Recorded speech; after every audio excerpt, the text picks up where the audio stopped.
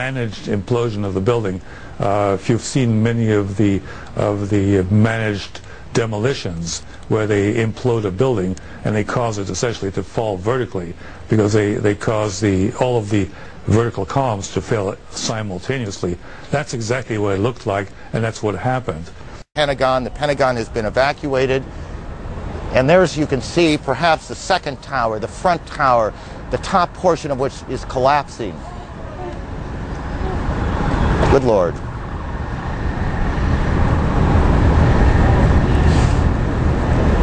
There are no words.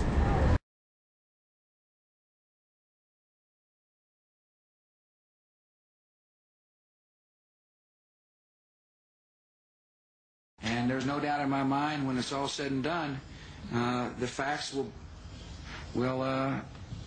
show the world the truth. I believe that the building probably could sustain multiple impacts of jetliners because this structure is like the mosquito netting on your screen door, this intense grid, and the jet plane is just a pencil puncturing that screen netting. It really does nothing to the screen netting. What do falling buildings look like? What do demolitions look like?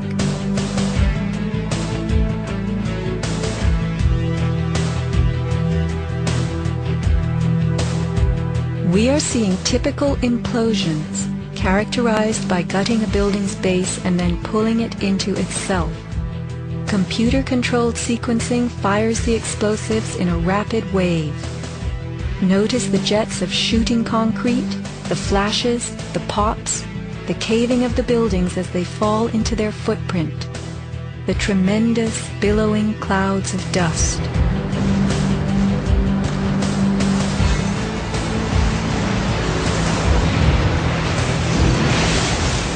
Now let's look at the collapse of the Twin Towers.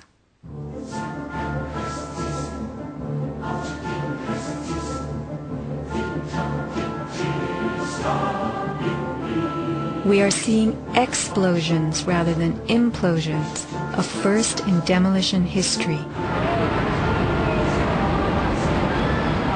A sequenced rumble becomes a roar as debris is thrown outward.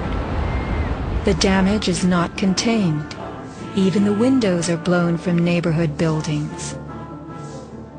What kind of energy enabled this? Would fire hurl metal and concrete sideways into the air? You have 2 110-story office buildings. You don't find a desk. You don't find a chair. You don't find a telephone, a computer. The biggest piece of a telephone I found was half of the keypad, and it was about this big. The building collapsed to dust.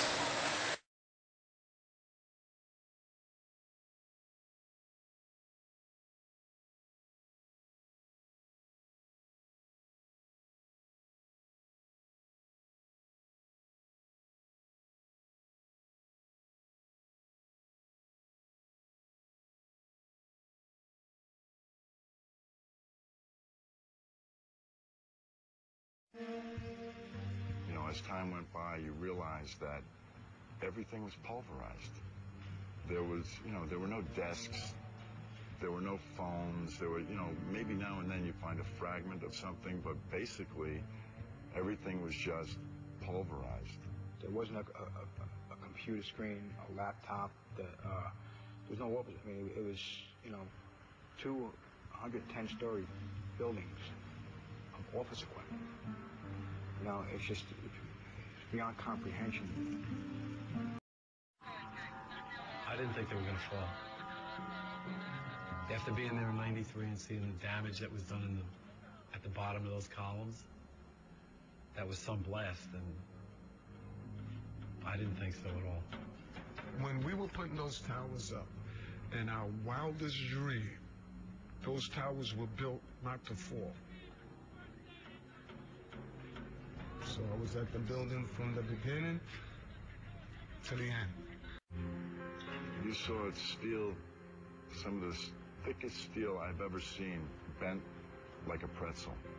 And you just couldn't imagine the force that took. All the iron is all crumbled. I don't know if a person that's never been an iron worker could imagine, but all of this massive iron, I mean pieces that weigh 20 tons, 50 tons, all mangled and just crushed and crumbled up. You couldn't have paid a demolition company to take them down straighter. You know, it was amazing. Just it didn't really damage. If they fell over sideways, can you imagine the damage in Lower Manhattan? Yet we were led to believe that these tremendous buildings, framed in steel and surfaced in aluminum, totally collapsed from small scattered fires and 90 minutes of smoke. Take note of these hurtling beams, thrown laterally outward as the tower comes to earth. Would fire have the strength to eject such huge hunks of metal?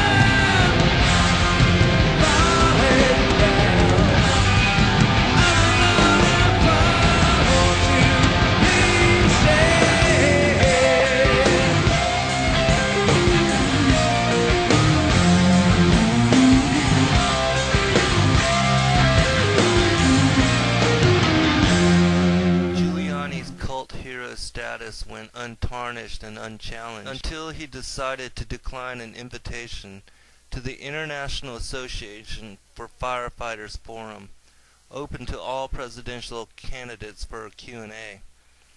Mainstream news then picked up on the story and exposed the contention between the former mayor and the real heroes, the New York firefighters who lost so many of their friends and compatriots in the attacks of that day. All was not well in Oz, and finally someone had alluded to the mask shadowing the truth.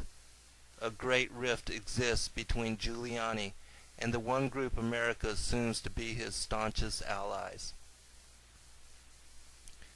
When Giuliani declined the invitation, a letter was emailed to all 280,000 members of the IAFF, representing 85% of the nation's firefighters, indicating that most of the association had not wanted to invite him anyways, and then listed reasons why. Quote, "The IAFF recognizes that Mayor Giuliani generally enjoys a favorable reputation as a result of his actions immediately after the tragedy of 9/11. Many people consider Rudy Giuliani America's mayor, and many of our members who don't yet know the real story may also have a positive view of him. This letter is intended to make all of our members aware of the egregious acts Mayor Giuliani committed against our members, our fallen on 9/11, and our New York City Union officers following that horrific day. Rest assured, our exclusion of Mayor Giuliani is not about any particular contractual or policy issue or disagreement. His actions post 9/11 rise to such an offensive and personal attack on our brother and sisterhood and directly on our union that the IAFF does not feel Rudy Giuliani deserves an audience of IAFF leaders and members at our own presidential forum. The disrespect that he exhibited to our 343 fallen fire department brothers, their families, and our New York City IAFF leadership in the wake of that tragic day has not been forgiven or forgotten." End quote.